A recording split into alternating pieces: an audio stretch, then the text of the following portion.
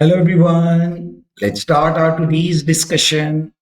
I hope you all remember that in our previous class we discussed question number 2 of official mock exam issued by ACCA for June 2025 exam attempt for advanced audit and assurance level exam. In our today's class, we will be moving forward in our discussion and we will be looking at question number 3, which is the last question of this official mock exam. I'm your tutor, Owais Mirchawala, and our today's class will include detailed discussion of this question number 3 of the official mock exam. I hope that by now you have understood the importance of these complete exam paper discussions. We have already discussed question number 1 and question number 2 of this official mock exam. In my series of past paper discussion sessions, we are looking at complete exam papers of almost 10 attempts, in which I discuss these complete exam papers and I actually graph the complete answers with you guys. Once done with that, then I'll be giving you 3 mock exams which you have to attempt on your own and send me for marking and feedback. Okay, so our today's class is focused on this question number 3. Your patience and concentration will be very important. Now, one important thing, this question number 3 of June 25 mock exam is same as the question which we discussed in September 2024 exam attempt when we were discussing the mock exam of that attempt. So question 3 of June 25 mock provided by ACCA is same as the question 3 that was provided in September 24 attempt. So now I will be connecting my class with that session in which I have discussed this complete question, Bob and company. So don't get confused because there will be a slight change in my appearance during that class, but it's the same question, Bob and company, which I have discussed in that attempt. So now I'll be connecting this class with that session and we'll be continuing our discussion on this complete question. Your patience and concentration will be really important throughout the session. Okay, so let's start with the discussion of this question, Bob and company. Let's look at it. I want you all to listen to me carefully. Okay, to me very carefully. It is 1st July 20x5. You are an audit manager of Bob and Company, a firm of chartered certified accountants responsible for the audit of Rashid Company for the year ended 31st March 20x5. The company is a listed soft drink manufacturer and distributor. The financial statements recognize revenue of $257.1 million. In 20x4, it was $258.6 million. Profit before tax of $42.4 million. In 20x4, it was $41.3 million. And total assets of $275.6 million. In 20x4, it was $286.7 million. So some financial data is given. It's just an introduction. The examiner is introducing us to the question. The materiality has been set by the audit engagement partner in accordance with the internal quality procedures of Bob and Company at $2.2 million. The following exhibits available on the left-hand side of the screen provides information relevant to the question. See, we are reading the question for the first time, and this is just an introduction screen. We'll try to pick up the maximum possible data that will be helpful for us while we'll be attempting this paper. Now, Exhibit 1 is summary of uncorrected misstatements, details of the misstatement collected during the audit which remain outstanding. And Exhibit 2 is further area of concern, additional issue raised for your attention by the audit team. The information should be used to answer the question requirement within the response option provided. At AAA level, normally there is only one response option, which is the word processor document in which you type the entire answer. Okay, so it's Bob and Company, our question, which we are attempting. Now, so when we'll be actually drafting the answer, you'll get more idea that how you have to deal with the response option. See, it's very important that before going for the actual examination, you practice these response options on the CB practice platform of ACCA so that you can have an idea that how your exam will go about, how you have to deal with these response options so that in the examination you don't face any hurdle. Okay, so summary of uncorrected misstatements. The audit of the financial statements for the year ended 31st March 20x5 is almost complete. And you are preparing for discussion with management about misstatements identified in the financial statement during the audit. The audit working paper contains the following summary of uncorrected misstatement: statement of profit or loss, and statement of financial position. So some uncorrected misstatements are given. We are being provided with the proposed adjustments, that what the auditor is proposing. The audit working paper contains this following summary of adjustments. And then we'll have the detail. So questions like this, we have already seen them in the past papers when you do the topical practice. Okay. Now, franchise agreement, an adjustment is required to debit the P&L by $5 million and credit the balance sheet by $5 million. There's something relation to forward contract, credit P&L by 0.35 and debit the financial position by 0.35. For legal action, there is no adjustment required. Let's read the relevant data. Franchise agreement. The company bottles and distributes carbonated soft drinks for Global Drinks Company, Dina Company. This takes place under a franchise agreement which gives Rashid and Company exclusive production and distribution right. The franchise agreement is recognized as an intangible asset in Rashid Company's financial position. It was acquired 6 years ago for $50 million and was allocated a 30-year useful life, of which 24 years are remaining.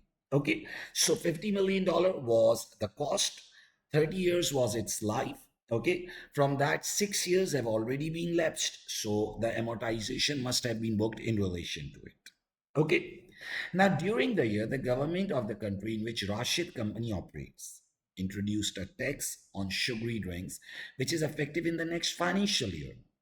Market research indicates that in other countries adopting such a tax, demand for franchise products is predicted to fall to half its current level over the next 2 years.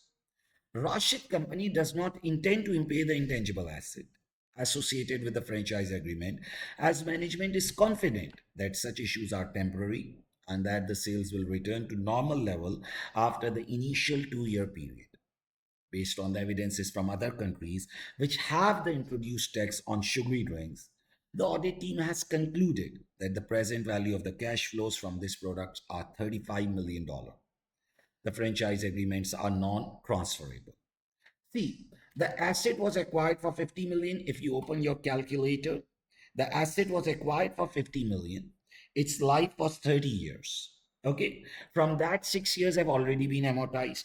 So now 24-year life was remaining. So considering the 24-year life, its net book value was $40 million. You can simply calculate it on the calculator.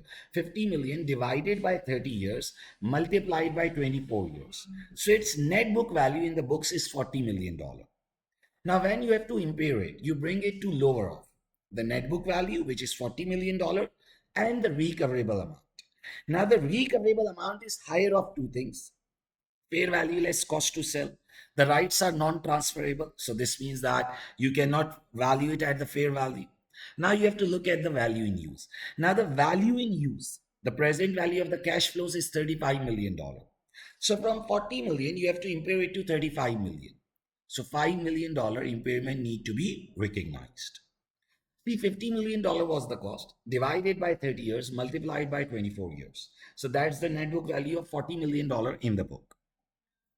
Net book value. On the other side, you have to look at the recoverable amount.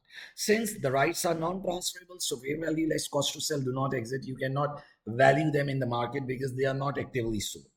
You have to look at the value in use. Now, value in use is 35 million. So you have to bring it at lower off. The lower off will be 35 million. So $5 million impairment need to be recognized. Okay, so basically you will explain the IS 36, you will explain the impairment model, you will talk about the value in use, you will talk about the adjustment required, you will comment on its materiality, and this is how the answer will go on. Okay, so this was the issue in relation to franchise agreement. Now let's move. The second thing is forward contract. The company uses sugar forward contracts to hedge its exposure to a committed sugar purchase in 6 months. These contracts meet the requirement to be accounted for as hedge, and the movement in the fair value of the forward contract has been correctly reflected in the statement of other comprehensive income. Like a normal hedge accounting is being followed on those forward contracts, that's okay. Recently, Rashid Company decided to speculate on the prices of different commodities using similar forward contracts.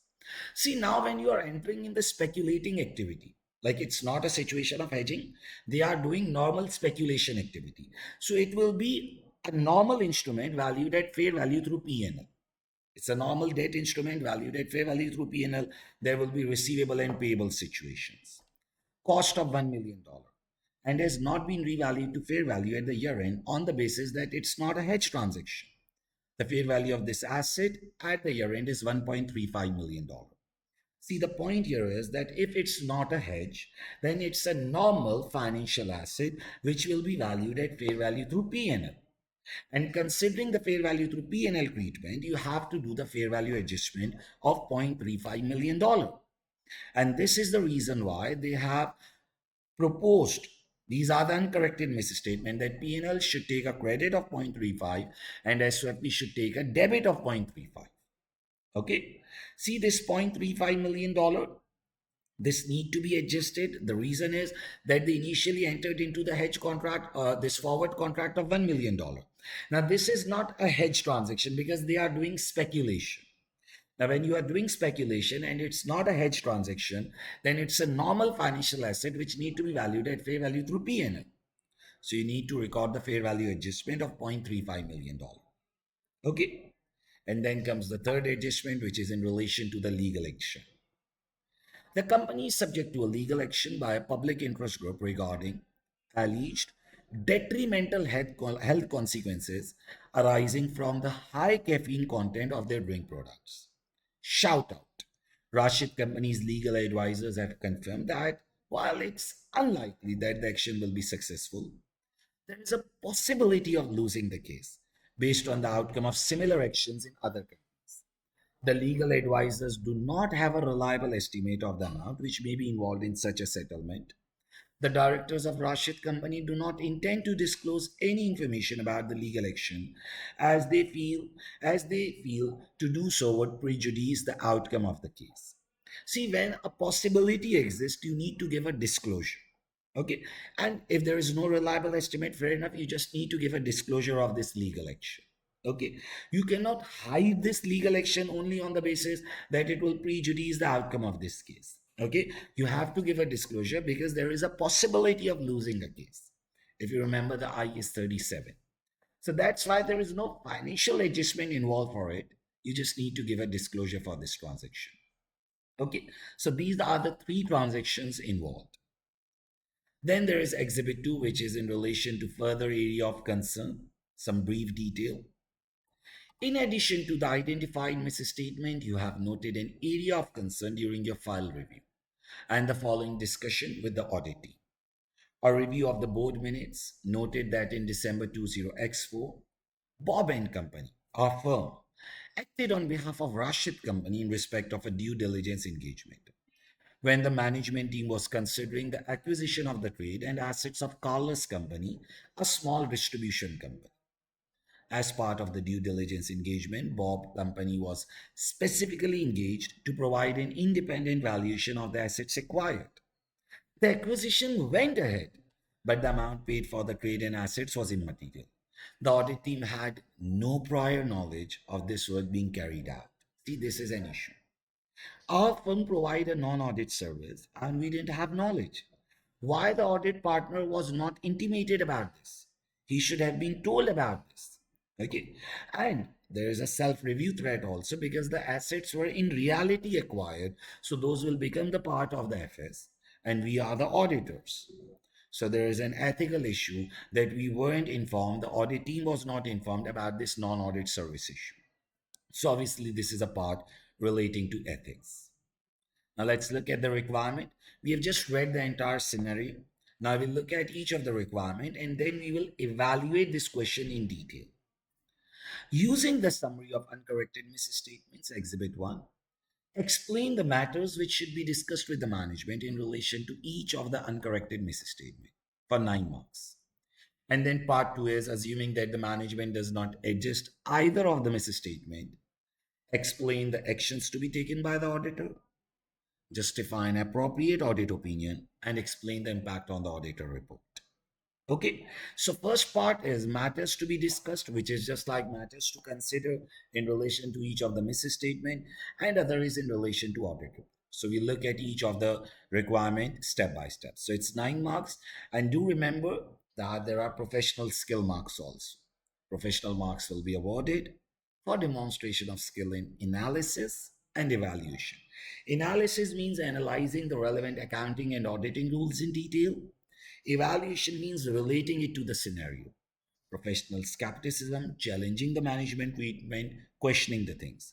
Judgment, you take a judgment that, okay, this is the right treatment, here the management has done something wrong. Commercial acumen, to have a practical perspective. Like, for example, when you're dealing with a requirement of ethics, you have to think logically, not just by the rules that, okay, we'll leave the engagement or something like that. We'll think logically, we'll look at other possible safeguards also. So now we'll be looking at part A1, in which we have to look at the uncorrected misstatements. Okay, we have copied and pasted it. So explain the matters which should be discussed with the management in relation to each of the uncorrected misstatements. So let's go and look at these uncorrected misstatements, and then we'll develop the answer that what we have to discuss in relation to franchise agreement, in relation to forward contract and legal action. It's a 9 marks requirement. Okay, the examiner has kept you open. Like, you can write 4 points in one, two and two. You can do a balance of 4-2-2, 4-2-3. You can do things like that. It's not necessary to equally divide. But if you want, you can equally divide it in the three adjustments, like 3 marks each. But if someone want it, you can write 2 marks in one head and four in some other. Like, you can do the balancing thing. That's acceptable. There is no issue in it. But ideally, if you follow the 3 marks breakup, like 3 points in franchise, three in forward contract, three in legal action, that's also good. But it's completely open. It's not mandatory that you have to follow the equal approach. The examiner has kept it open for you. Okay, so let's look at it. We'll read the franchise agreement again and then start developing the relevant points. I want you all to listen to me carefully. Let's go and revisit the franchise agreement paragraph and start developing the matters to be discussed in relation to it. Okay, so as we read the franchise agreement earlier also, the company bottles and distributes carbonated soft drinks for global drinks company, Dina Company. This takes place under a franchise agreement which Rashid Company has. We just read that it was acquired 6 years ago for $50 million and is allocated over a 30-year useful life with 24 years remaining. So if you look at the net book value as at today, considering 24 years remaining, it's $40 million. $50 million divided by 30 years multiplied by 24 years. Now, during the year, the government of the country in which Rashid Company operates introduced a tax on sugary drinks, which is effective in the next financial year.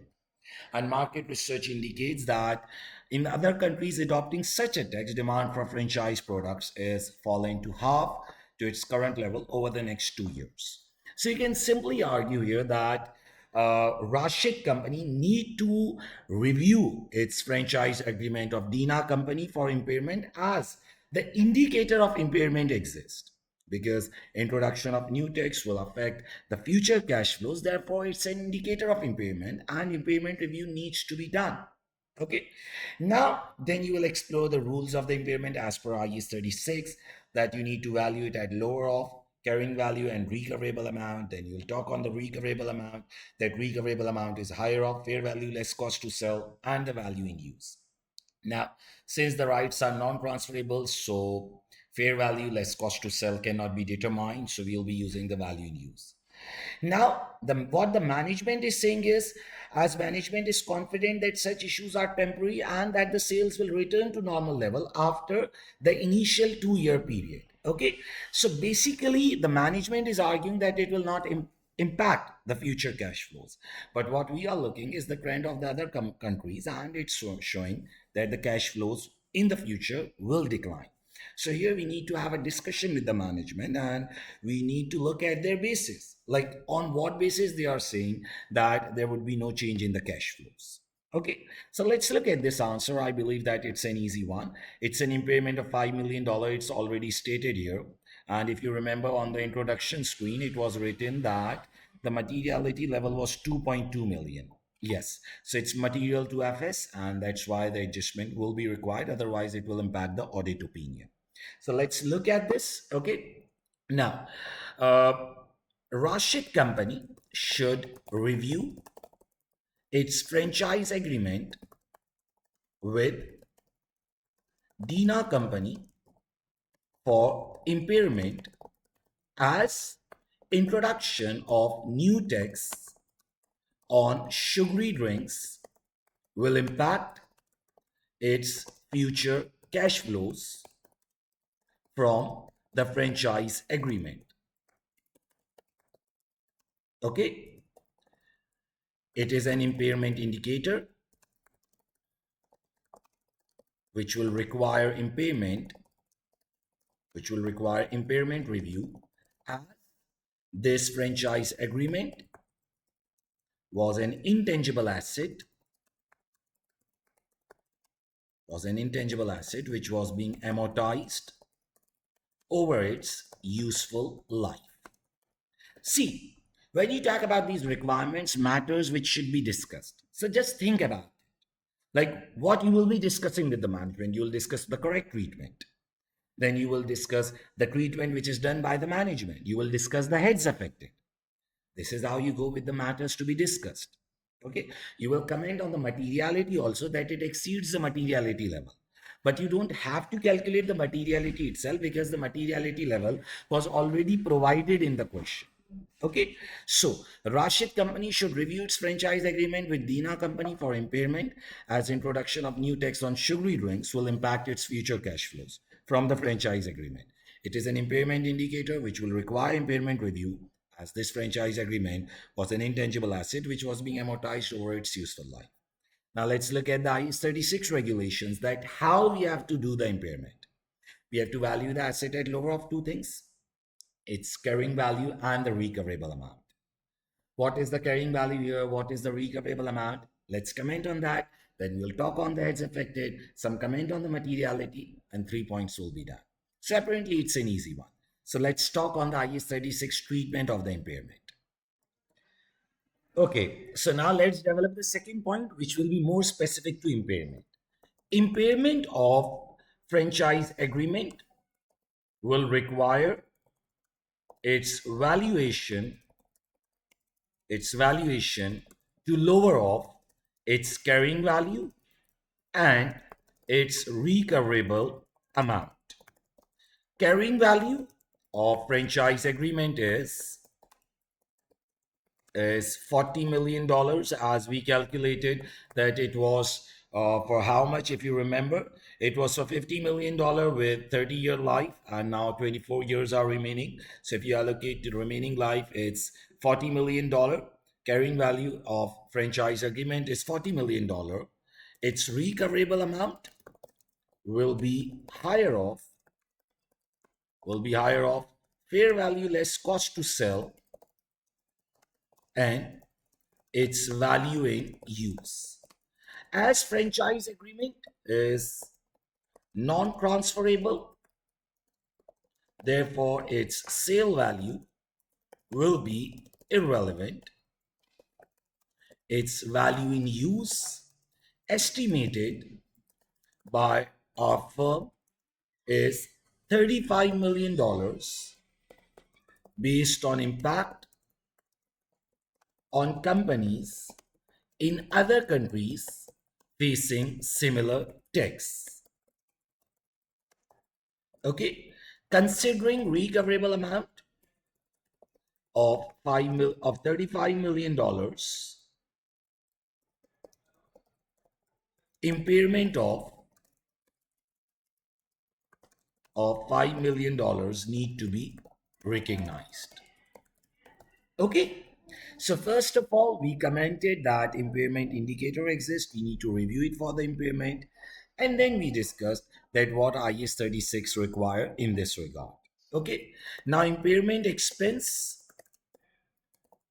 of $5 million along with reduction in value of franchise agreement by $5 million need to be recognized. Otherwise, profits and assets and intangible assets will be overstated by $5 million. Okay, adjustment required of $5 million exceeds materiality level of $2.2 million determined for Rashid Company financial statements. Okay. So first of all, we commented that impairment indicator exists. We need to review it for the impairment. We discussed the entire treatment of the impairment, that how the impairment amount need to be determined. And then we discussed that which heads are misstated, and we commented on its materiality also. So we drafted 3 points in relation to this franchise agreement thing. Okay, if you want, you can add one more paragraph here on the management opinion that they are saying that Rashid Company does not intend to impair the intangible asset associated with the franchise agreement, as management is confident that such issues are temporary and that the sales will return to normal level. So you can comment on the management also, that the management's opinion of not recording the impairment expense is apparently not right, because in other countries having similar tax have faced a decline in sale. So just on the basis of management feeling or management's confidence, we cannot avoid impairment. Management need to make a detailed working which represents valid assumptions. Okay, so we need to comment on the management, that whether the management's thinking, their thought process is corrective or not. But if someone writes the three paragraphs also, that's also sufficient. You've discussed what the impairment indicator exists, you discussed the impairment treatment, you commented on the heads affected. Okay, we need to write 3 points in each of them. It's 9 marks. But if someone writes 4 points here, that's also acceptable. What I'm trying to say is that in the examination, it's open. The examiner didn't say that you have to write three each. He gave you 9 on total. So you can write 3 in each also, or if you want, you can write 4 in one of them. And then in any one of them, you'll write the 2 points. Okay, so we comment on the management thing also, so that you can have an idea. Management's opinion that impairment is not required is apparently not a valid opinion, as the cash flows of franchise agreements have declined in other countries having similar tax. Okay, management need to prepare its estimate of value in use, which should reflect realistic assumptions while estimation. While estimation. It is a subjective area, as value in use is based on future cash flows estimation. However, auditor can discuss assumptions taken by management and of audit firm's own estimate. Okay, so franchise agreement, we commented on the indicator, we commented on the treatment of the impairment, we commented on the heads affected, and we commented that what the management is thinking in this regard. That the management is saying that it's just temporary, they are confident. So just their confidence cannot avoid impairment. They need to prepare a realistic value in use, and they need to prove their realistic assumptions. Okay, because apparently the auditor is right, because in other countries who have similar taxes, the valuations have declined. Okay, now let's comment on the forward contracting, that what is the issue in relation to it. Let's discuss the matters to discuss, and then we'll draft its answer. Let's read the relevant paragraph first again. Okay, so in relation to the forward contract, the company uses sugar forward contract to hedge its exposure to a committed sugar purchase in 6 months. These contracts meet the requirement to be accounted for as a hedge, and the movement in the fair value of the forward contract has been correctly reflected in the statement of other comprehensive income. Recently, Rashid Company management decided to speculate on the prices of different commodities using a similar forward contract with an initial cost of $1 million. and has not revalued the contract to its fair value at the year end on the basis that it's not a hedging transaction. The fair value of the asset at the year end is $1.35 million.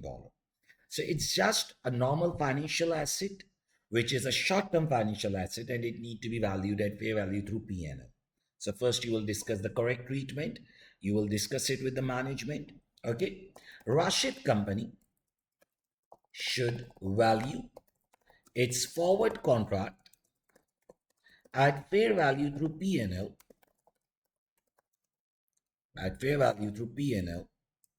as forward contracts which are purchased for non-hedging purpose are considered as normal financial assets for short term, and they have to be valued at fair value through P&L at each period end. Okay, so it's a simple treatment where fair value through P&L treatment need to be applied. So first you will discuss the correct accounting treatment. Cost of the financial asset was $1 million and its fair value at year end is $1.35 million, which will require a fair value adjustment of $0.35 million. So this is the correct accounting treatment. Now what the management is saying that since it's not a hedge, so the fair value treatment is not required. So the management opinion is wrong. If it's not a hedge, then the normal fair value through P&L treatment will be required. Okay.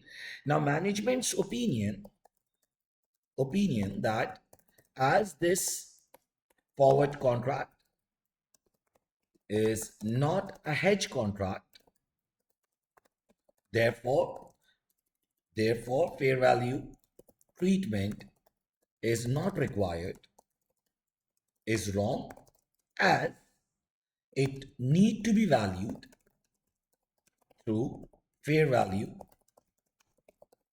through P&L category. Okay, you need to value it under fair value through P&L category. So the management's treatment is wrong. Okay, now failure to perform fair value adjustment of $0.35 million has understated profits and financial asset by $0.35 million, as in fair value adjustment financial asset value had to be increased.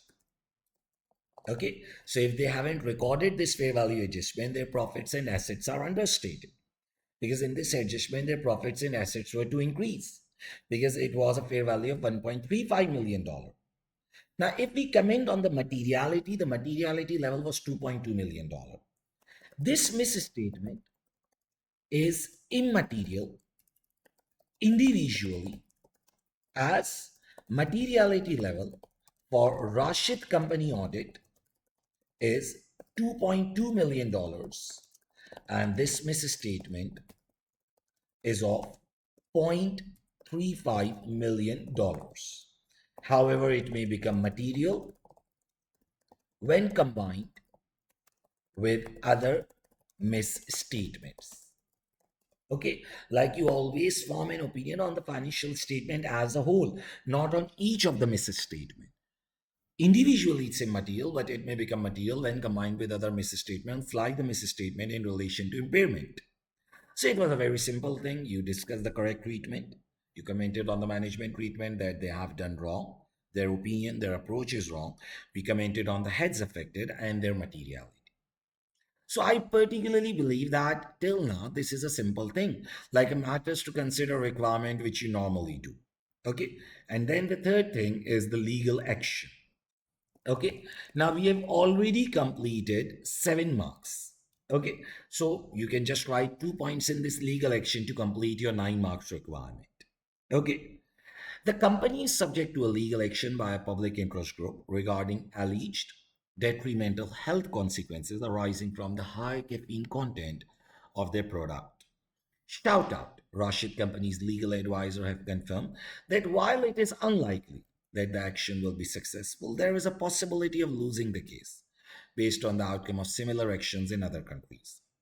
The legal advisors do not have a reliable estimate of the amount which may be involved in such a settlement. The directors of Rashid Company do not intend to disclose any information about the legal action as they feel to do so would prejudice the outcome of the case. See, the disclosure is required since the chances stand at possible phase and since you cannot reliably estimate it, so you cannot do the financial adjustment. You need to give a disclosure. Okay? Disclosure in relation to legal claim against Rashid Company by who has filed this claim by a public interest group will be required as chances of outflow under this legal claim stand at possible stage. If you remember IS 37, see, it's not necessary that you give the reference of the accounting standard number. You just need to remember the knowledge. Like if you want, you can write IS 37 as per IS 37, but that's not mandatory. Now let's look at the concept of IS 37. If it's remote, we do nothing. If it's possible, we give a disclosure.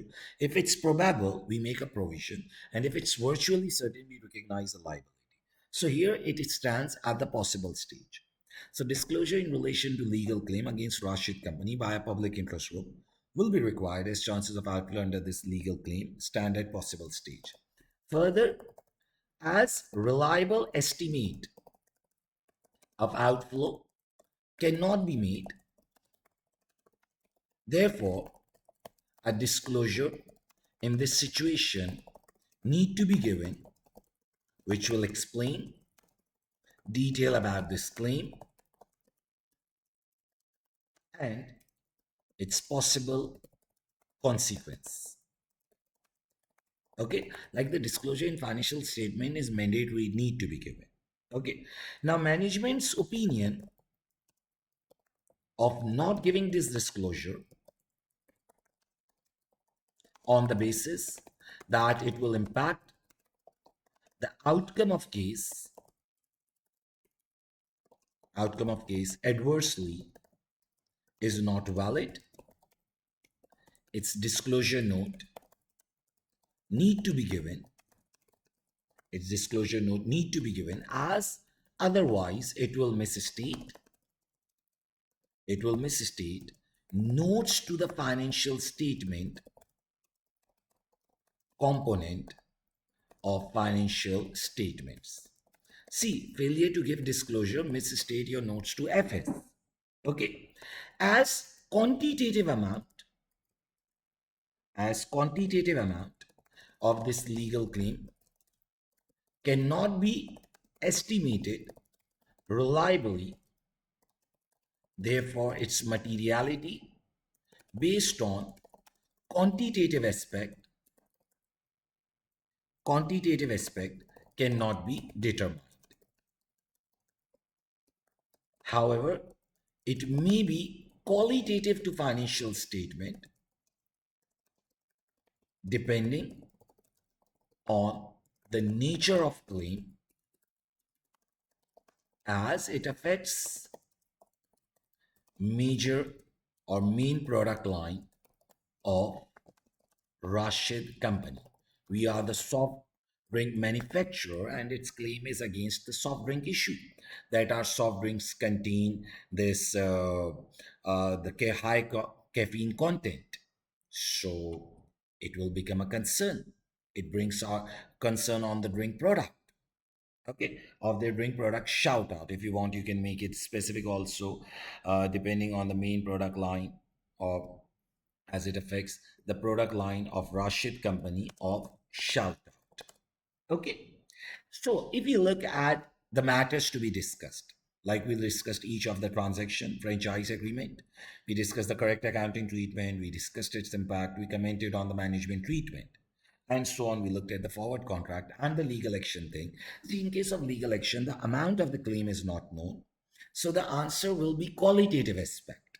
So from qualitative aspect, it can be material because it affects the Rashid company's product line of shout out. Since the complete product line is getting impacted, it may be material qualitatively.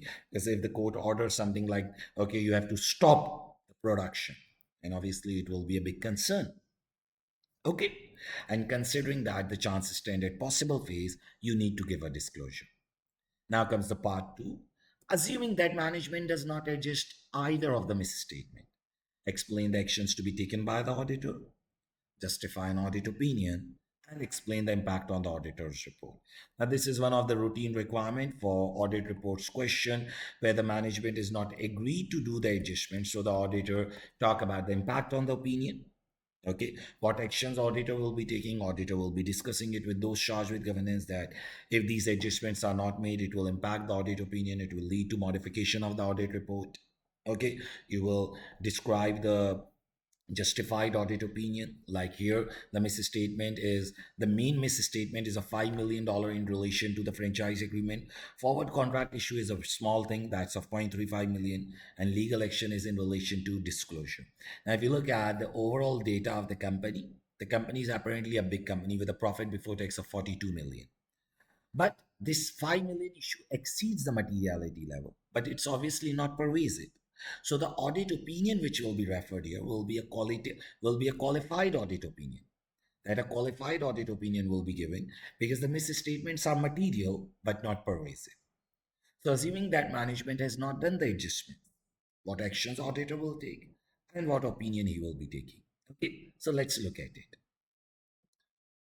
Okay, so assuming that the management is not making either of the adjustment, so explain the actions which the auditor should take. So aggregate impact of the misstatements which will exist in Rashid Company financial statements due to failure to make adjustments will be of how much?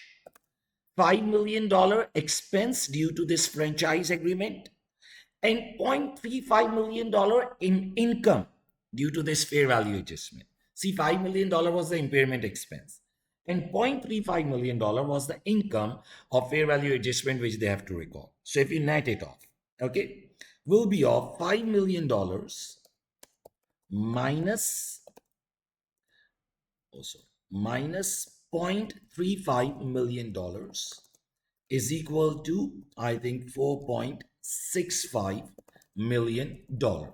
So this is the aggregate impact of the quantitative misstatement, $4.65 million. Impairment expense of $5 million will be netted off with forward contract income of $0.35 million. So the aggregate net impact is $4.65 million. This exceeds the quantitative materiality level of Rashid Company financial statements of $2.2 million. Okay, we determine this materiality level, it's $2.2 million. It exceeds the materiality level. Okay, it will be a material but not a pervasive misstatement to financial statements. Why not pervasive? Because if you look at the assets and profit before tax, those are obviously very high. Assets of 275 million, profit before taxes of 42 million. So this misstatement of like $4.65 million, it has a very small percentage. It's not like making the entire FS meaningless. So it's material but not pervasive. Okay. However, if the management makes the adjustment of impairment expense, then misstatement in relation to forward contract will be immaterial to financial statements to financial statements as its amount of $0.35 million will be immaterial quantitatively. Okay, like if they make the adjustment of $5 million in relation to impairment expense, then the only forward contract thing will be immaterial. See, you have to discuss that what actions, what audit opinion will be there. So first you discuss the aggregate impact and then you highlighted that the major thing is in relation to impairment. If that is adjusted, the misstatement in relation to forward contract will become immaterial. Okay. However, it is to note, or you can say further, it is to note that misstatement in relation to failure to give disclosure will also be a material misstatement in financial statement as it is a qualitatively material issue. Okay, why qualitatively material issue? We don't know its amount. See, we don't know its amount currently. But the point to understand here is that it's a legal claim against one of the product line. So obviously it's a qualitatively material issue. So first you discussed the aggregate impact of the quantitative misstatement. You commented on that. You commented that if the management adjusts the impairment expense thing, then from the quantitative aspect, they will get released. But still, from the qualitative aspect, it will remain material because they haven't given a disclosure in relation to legal claim. And the qualitative thing can also impact your audit opinion. Now, what action auditors should take? Our firm should discuss the misstatements with those charged with governance and inform them about possible impact on audit opinion. Okay, auditor should try and get adjustments done in relation to impairment, expense, and disclosure of legal claim at least, so that modification of audit opinion can be avoided. Okay, so we will at least try to get these two things adjusted. One is the impairment expense, so that from the quantitative aspects, the things get protected. And the second thing is the disclosure in relation to the legal claim. See, it's a 5 marks requirement. So assuming that the management does not adjust, explain the actions, justify the opinion, and explain the impact on the audit report. So moving towards the opinion, you talked about the aggregate impact. You said that if the management adjusts one of the issue of impairment expense, the things will get in a protected form from the quantitative aspect, but still the disclosure thing will be impacting the opinion. Then you said that we'll discuss it with those charged with governance and try and convince them. Now, what audit opinion will be given? If the management do not adjust any of the misstatement, then audit opinion will be qualified audit opinion as misstatements are material but not pervasive to financial statements. See, pervasive means that financial statement as a whole have become meaningless. And that happens when it's just such a big misstatement like major error in revenue recognition policy or something which can affect 80% of the financial statement, something very big. So it's not like that. The net impact is $4.65 million. So it's material but not pervasive. So audit opinion will be qualified audit opinion. Auditor will express an opinion that financial statements as a whole are true and fair, or as financial statements represents a true and fair view, except for misstatement in relation to impairment expense and legal claim which has resulted in modification of audit opinion. Okay, because these are the material misstatements which are impacting the audit opinion. Okay. And then lastly, the impact on audit report will be heading of opinion paragraph will be changed to qualified opinion, and heading of basis of opinion paragraph will change to basis of qualified audit opinion. Further, a subparagraph will be added in basis of qualified opinion paragraph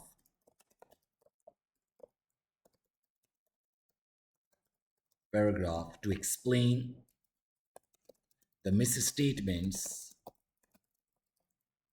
which resulted in qualified opinion. Okay. So assuming that management does not adjust the misstatement, you discuss the aggregate net quantitative impact.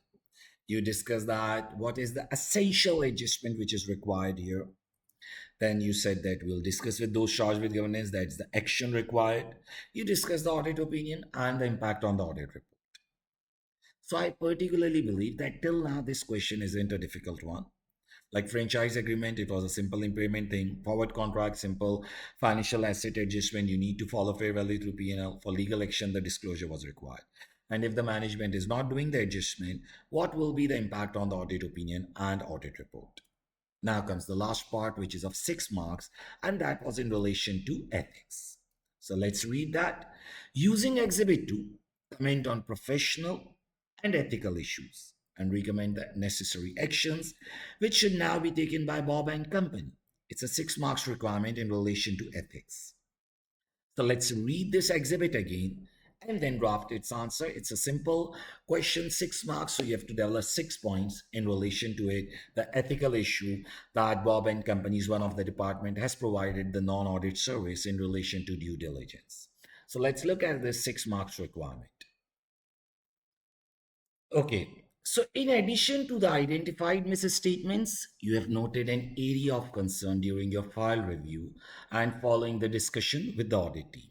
A review of the board minutes noted that in December 20X4, Bob and Company acted on behalf of Rashid Company in respect of a due diligence engagement when the management team was considering the acquisition of the trade and assets of Carlos Company, a small distribution company. As part of the due diligence engagement, Bob and Company was specifically engaged to provide an independent valuation on the assets required. The acquisition went ahead, but the amount paid for the trade and assets was immaterial. The audit team had no prior knowledge of this work being carried out by Bob and Company. First of all, it was in our audit client, and we provided this non-audit service of due diligence. Now let's go and look at what's the status of Rashid Company, whether it's a listed entity or it's an unlisted entity. The company is a listed entity. We provided this non-audit service. It creates a self-review thread. Okay. The acquisition was in reality done, which means that these assets became the part of the office for which we did the valuation and we are doing the audit. So there is a self-review thread and it's a higher thread because in reality the acquisition was done. We did something which was the responsibility of the management because valuation of asset has to be done by the management if we look ourselves as an auditor. But this valuation was done by our firm itself because in due diligence engagement we performed this work. And since it was a listed entity, so provision of non-audit service wasn't a permitted activity. Okay.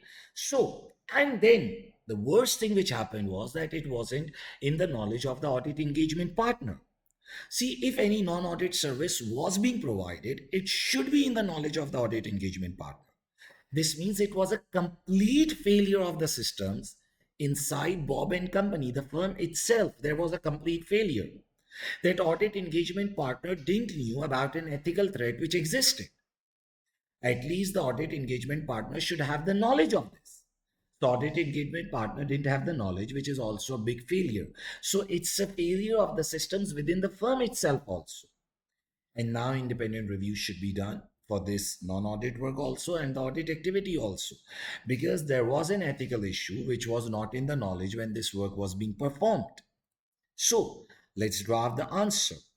A self-review thread, a self-review threat exists for the audit activity performed by Bob and Company for Rashid Company as Bob and Company was also involved in provision of non-audit service of due diligence review to Rashid Company, which is its audit client also. Okay, our firm, or you can say Bob and Company, will be reluctant to identify issues during audit activity in the assets which were valued by Bob and Company itself during due diligence review of Carlos Company, which was in reality acquired by Rashid Company based on valuation done by Bob and Company. Just think about it. Like, if you find any mistake while reviewing the FS, you said that, okay, the assets here of Carlos Company have a misstatement. So the client will revert back and say that just wait a minute, your firm itself did this valuation. So it's a big self-review threat. Okay. Further, by performing valuation of assets of Carlos Company, which was in reality acquired by Rashid Company, and it was consolidated in its financial statements, Bob and Company has done an act which was management's responsibility under the audit engagement. Okay, valuation of assets is done by management, or you can say should be done by management, and auditor's role should be to verify it, or should be to form an opinion on it rather than valuing the assets itself. We perform the valuation of assets. Further, by performing valuation of assets of Carlos Company, which was in reality acquired by Rashid Company, and it was consolidated in financial statement, Bob and Company has done an act which was management's responsibility. Like, just think, making of the financial statement is a management responsibility. You write it in the audit report. Now, you yourself has done this valuation, so you have done something which is management's responsibility. And obviously, that's not the right thing. Okay? As Rashid Company is a listed audit client of Bob and Company, therefore, provision of non-audit services was prohibited under ethical code. Okay? Non-audit service of due diligence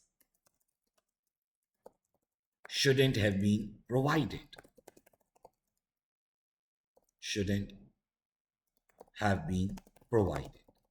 Okay, now this was something which has happened very much wrong, because as per ethical code, in case of listed clients, you cannot provide these non-audit services. Now, the cherry on the top problem is more significant, that how come the audit team didn't knew about this? An ethical threat existed and the audit engagement partner didn't knew about this. The worst thing, like, where are the controls of the audit firm? Like, an ethical threat existed and they didn't consider it throughout the audit activity. Okay, existence of ethical threat should be in the knowledge of audit engagement partner. so that he can plan safeguards accordingly. In case of Rashid company engagement,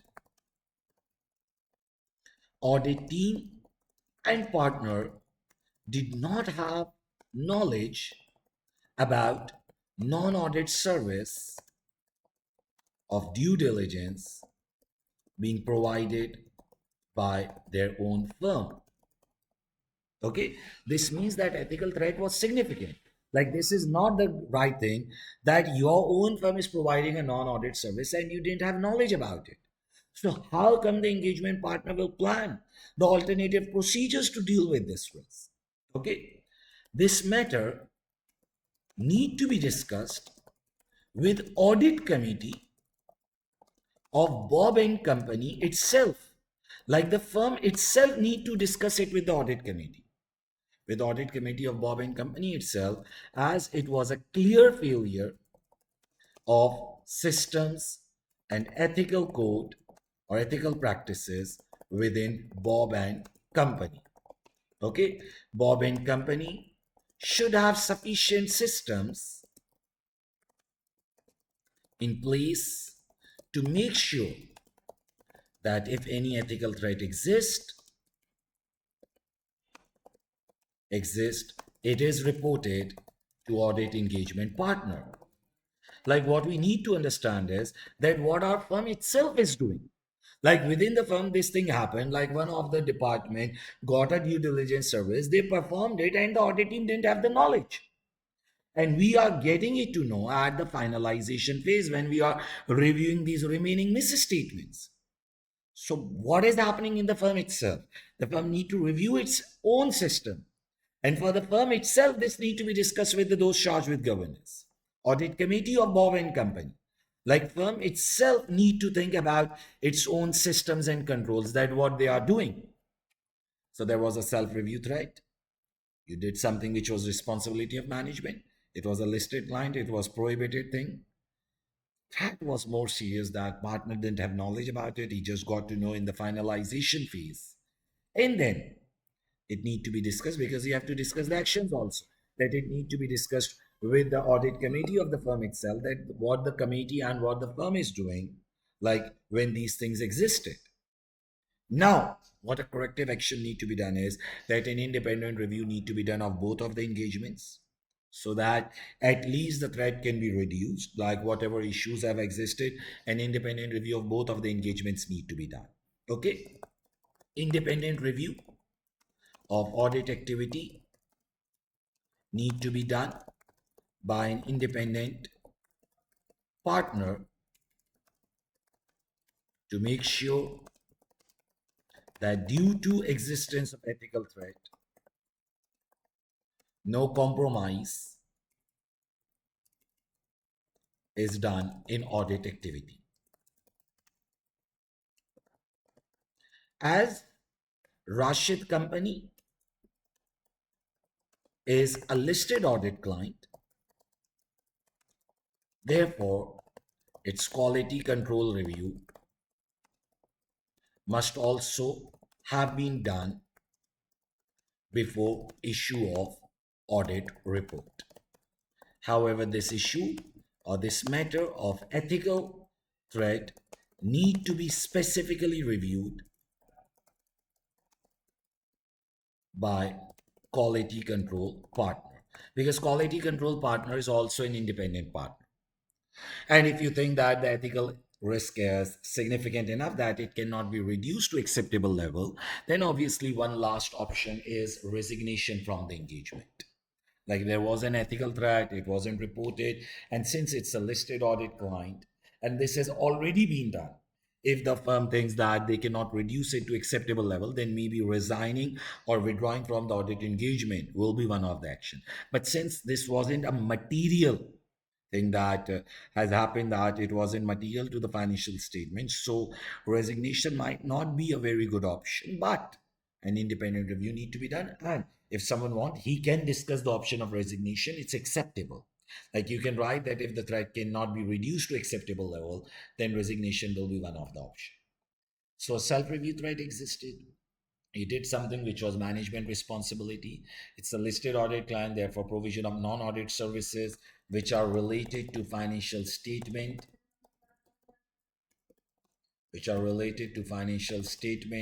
were prohibited. Okay, under the ethical code, non-audit service of this non-audit service shouldn't have been provided. Okay, but what can we do now? It has already been provided. So we need to perform an independent partner review. The engagement quality review would be done in this case because it's a listed client, but this matter need to be specifically notified to the quality control part.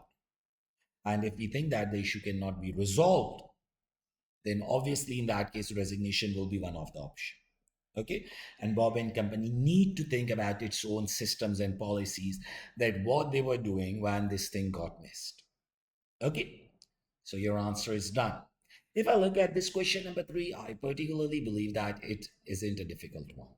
You discussed each of the uncorrected misstatement, the franchise agreement, forward contract, and the legal action. Then, if the management is not making the required adjustments, what will be the impact on the audit opinion? And the last requirement relating to ethics.